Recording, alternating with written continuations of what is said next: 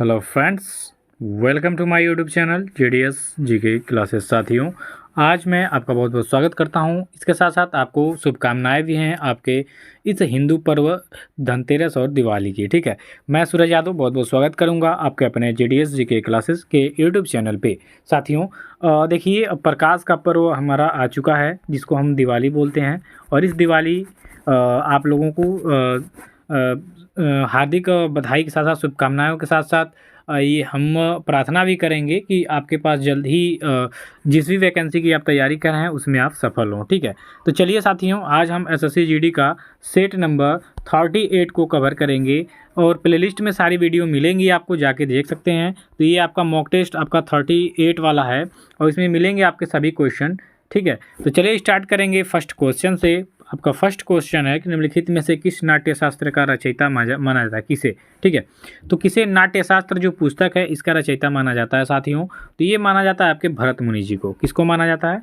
भरत मुनि। तो यहाँ पे आपका ऑप्शन नंबर सी हो जाएगा कि नाट्य शास्त्र के जो रचयिता हैं आपके भरत मुनि जी हैं। तो ऑप्शन नंबर हम यहाँ पे सी को सही करेंगे। इसके बाद नेक्स्ट क्वेश्चन में आपका आता है कि निम्नलिखित में से किस शासक ने शुंग वंश की स्थापना की थी? अब साथियों, शुंग वंश की बात करेंगे तो देखिए, इसकी स्थापना किया गया था पुष्यमित्र शुंग द्वारा। ठीक है, पुष्यमित्र शुंग जो थे ये क्या थे? तो ये ब्राह्मण थे। ठीक है, ब्राह्मण थे और ये मौर्य वंश के समकालीन थे। मौर्य वंश के जो राजा थे अंतिम, जिनका नाम था बृहदर्थ, इनकी योजनाओं से ये नाखुश थे। इनके सेनापति थे ये पुष्यमित्र शुंग जी बृहदर्थ के। तो बृहदर्थ जो थे ये आपके बौद्ध धर्म से रिलेटेड रखने वाले थे और कहा जाता है ऐसा कि उस समय बौद्ध धर्म के जो लोग थे चारों ओर व्याप्त हो गए थे, उन्हीं का अधिकार चलता था।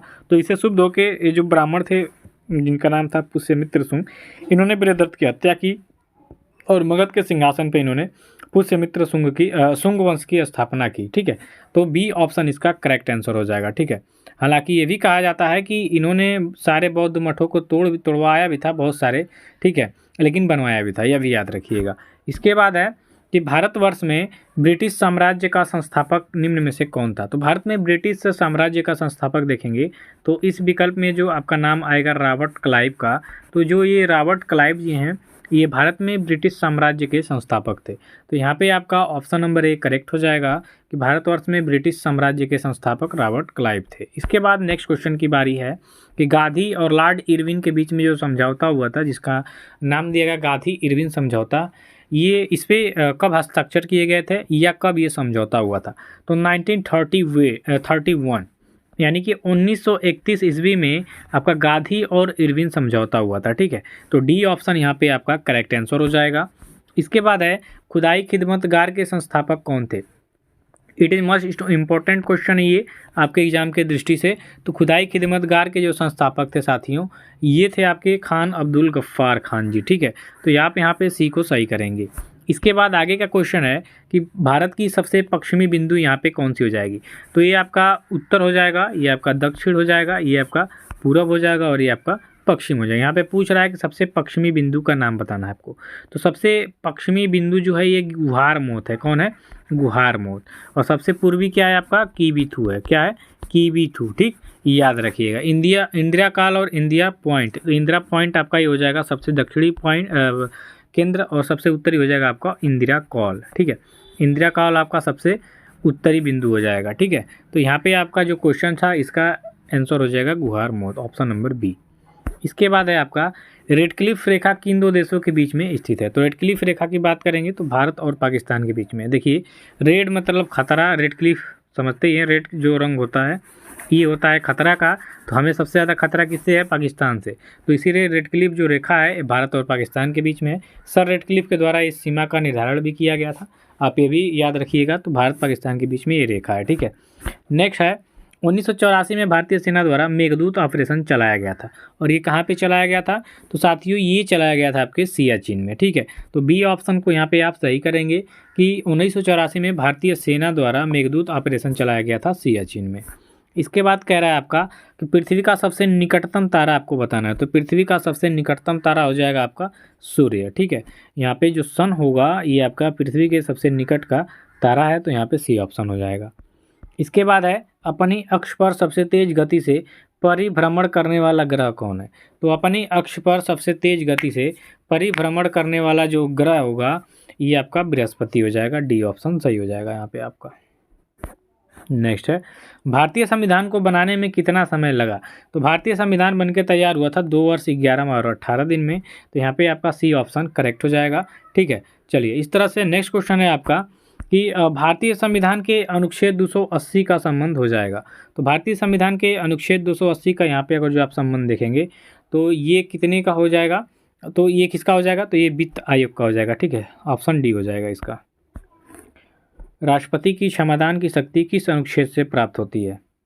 तो राष्ट्रपति किसी व्यक्ति को क्षमादान की शक्ति का यूज करते हैं तो ये आर्टिकल दिया गया, आर्टिकल 72। आर्टिकल 72 में राष्ट्रपति को ये शक्ति प्रदान की गई है कि किसी भी आपराधिक व्यक्ति को क्षमा कर सकते हैं, या जैसे फांसी की सज़ा है तो उसको बदल के उम्र कैद में कर सकते हैं।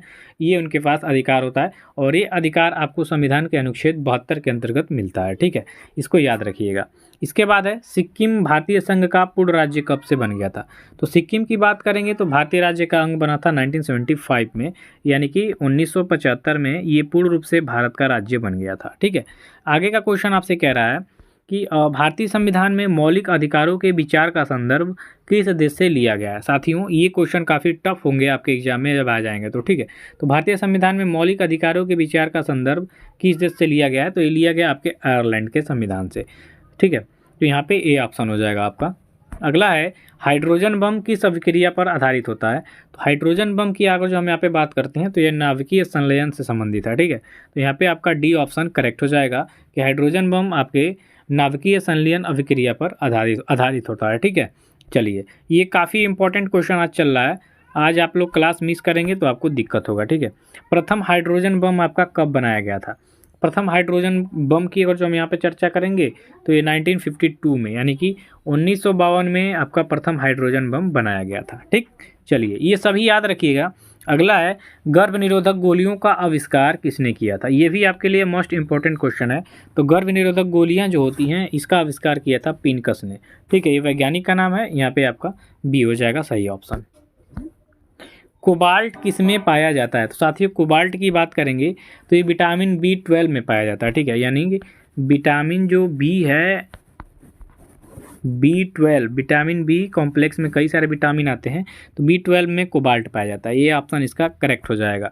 इसके बाद है, किस पोषक तत्व का सर्वप्रथम मुंह में पाचन होता है? तो किस किस तत्व का सबसे पहले मुंह में पाचन हो जाएगा? तो जो आपका कार्बोहाइड्रेट होता है ये सबसे पहले मुंह में पच जाता है। तो डी ऑप्शन हो जाएगा यहाँ पे।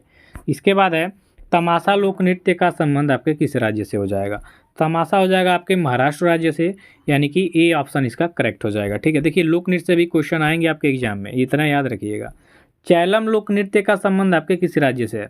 तो चैलम लोक नृत्य की बात करेंगे तो ये आपका हो जाएगा मिजोरम, यानी कि ऑप्शन नंबर बी इस क्वेश्चन का राइट आंसर हो जाएगा कि चैलम लोक नृत्य का संबंध आपके मिजोरम से है। इसके बाद है कि सोनल मानसिंह का संबंध आपके किस शास्त्रीय नृत्य से हो जाएगा? तो सोनल मानसिंह का जो संबंध है साथियों ये हो जाएगा आपके ओडिसी राज्य से। तो सी ऑप्शन यहाँ पे आपका करेक्ट हो जाएगा। चलिए नेक्स्ट है, जुबिन मेहता का संबंध आपके किस वाद्य यंत्र से हो जाएगा? तो जुबिन मेहता की अगर जो हम बात करते हैं साथियों तो इनका संबंध हो जाएगा सिमझिम। ठीक है, एक यंत्र है सिमझनी। ठीक है, सिमझनी एक वाद्य यंत्र है और इसका संबंध हो जाएगा जुबिन मेहता से। तो यहाँ पे आप कह सकते हैं डी ऑप्शन करेक्ट हो जाएगा। ठीक है, वाद्य यंत्र से भी क्वेश्चन आपके एग्जाम में देखने को मिलेंगे। राजेंद्र कुलकर्णी का संबंध किस वाद्य यंत्र से हो जाएगा? गले में खराश समस्या हो जाती है। तो राजेंद्र कुलकर्णी का जो संबंध है साथियों ये आपके बांसुरी से हो जाएगा। ठीक है, बांसुरी के ये प्रमुख वादक भी रहे हैं आपके राजेंद्र कुलकर्णी जी। तो यहाँ पे आपका सी हो जाएगा। नेक्स्ट है, अब आपके करंट अफेयर से क्वेश्चन कि हाल ही में इंटर पार्लियामेंट्री यूनियन का 181वां देश कौन सा बना है? तो 181वें देश के रूप में बना है आपका जो जमैका है। ये याद रखिएगा, इम्पोर्टेंट है ये। नेक्स्ट है, विश्व ऑस्टियोपोरोसिस दिवस 2024 कब? ऑस्टियोपोरोसिस रोग होता किस में है? एक्चुअली ये आपके हड्डी का रोग है। ठीक है, ऑस्टियोपोरोसिस याद रखिएगा, हड्डी का रोग है, एक प्रकार का रोग है। तो विश्व ऑस्टियोपोरोसिस दिवस 2024 मनाया गया है और ये मनाया गया आपके 20 अक्टूबर को। तो याद रखिएगा ये 20 अक्टूबर को मनाया जाता है विश्व ऑस्टियोपोरोसिस दिवस। ऑस्टियोपोरोसिस रोग आपका हड्डी से रोग संबंधित है, ये भी याद रखिएगा। दलित उप कोटा लागू करने वाला भारत का पहला राज्य कौन बना है भाई? तो दलित उप कोटा जो कि अभी हरियाणा में जो चुनाव हुआ, नायब सिंह सैनी दोबारा यहाँ पे मुख्यमंत्री बने, तो इनको द्वारा दलित उप कोटा लागू किया गया है आपके हरियाणा स्टेट में, जो कि ये फर्स्ट स्टेट बना है आपका भारत में, ठीक है। चलिए नेक्स्ट है, mountain mammals of the world नामक पुस्तक के लेखक कौन हो जाएंगे? तो mountain mammals of the world नामक पुस्तक के लेखक हो जाएंगे M.K. रंजीत सिंह जी। तो यहाँ पे आप डी ऑप्शन पे चयन करेंगे और डी ऑप्शन इसका करेक्ट हो जाएगा, ठीक है। आगे का क्वेश्चन आपसे कह रहा है कि किस देश ने T20 में सबसे बड़ा स्कोर का वर्ल्ड रिकॉर्ड बनाया? तो आप कमेंट में बताएंगे कि मैं तो देश बता दे रहा हूँ, आपको कमेंट में ये बताना है कि कितना रन मारा गया था, ठीक है। 300 कुछ रन बनाया गया था, मैं नहीं बताऊँगा, ये आपको बताना है। तो जिम्बाब्वे ने, ठीक है, ये वर्ल्ड रिकॉर्ड बनाया है, तो आपको बताना है किसके विरुद्ध में और कितना रन। तो यहाँ पे आपको सी ऑप्शन करेक्ट हो जाएगा, जिम्बाब्वे।